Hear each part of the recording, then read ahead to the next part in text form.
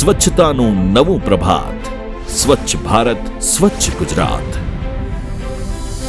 आज भारत हर दिन करीब 1 लाख टन वेस्ट प्रोसेस कर रहा है, लेकिन अब हमें इसे 100% तक 100% तक लेकर जाना ही जाना है. વડાપ્રધાન શ્રી નરેન્દ્રભાઈ મોદીનું આહવાન અને મુખ્યમંત્રી શ્રી ભૂપેન્દ્રભાઈ પટેલનું માર્ગદર્શન આજે સ્વચ્છતાના વિષયમાં ગુજરાતના ખૂણે ખૂણાને દીપાવી રહ્યું છે. ઘન કચરાના નિકાલ, વ્યવસ્થાપન તેમજ પુનઃ ઉપયોગમાં અગણિત ઉપલબ્ધિઓ આપણા ગુજરાતના નામે છે. વાત કરીએ ભરૂચ જિલ્લાની. અહીંનું વાગરા ગામ ખરા અર્થમાં કચરામાંથી કંચનનું નિર્માણ કરી રહ્યું છે અને એમાં વિશેષ પહેલ લઈ રહી છે બહેનો.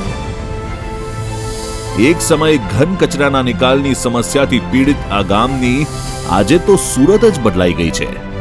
ટેકનિક ઇન્ડિયા તેમજ આતાપી સેવા ફાઉન્ડેશનની પહેલથી અહીં ડોર ટુ ડોર કચરાના કલેક્શનનું કામ શરૂ કરવામાં આવ્યું છે.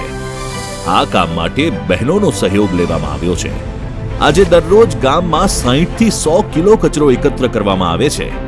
એટલું જ નહીં, અહીં સેગ્રીગેશન શેડનું પણ નિર્માણ કરવામાં આવ્યું હોવાથી તેના થકી સોલર સિસ્ટમ વડે ચાલતા મશીનથી પ્લાસ્ટિકના ટુકડા બનાવીને બ્લોક પેવિંગ એજન્સીને વેચવામાં આવે છે.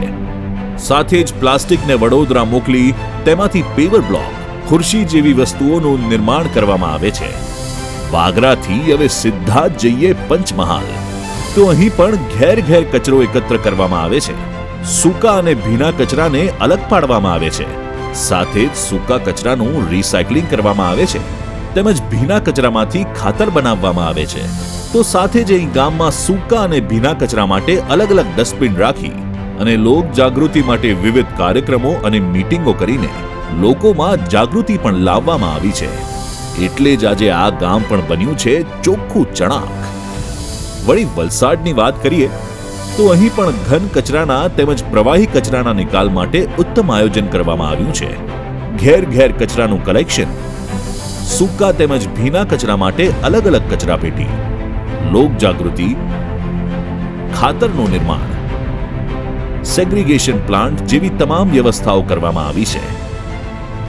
સાથે જ અહીં ઘન કચરામાંથી પ્લાસ્ટિકના વર્ગીકરણ બાદ તેને વેચવા માટે 7 અલગ અલગ કેટેગરીઝમાં વર્ગીકરણ કરવામાં આવે છે.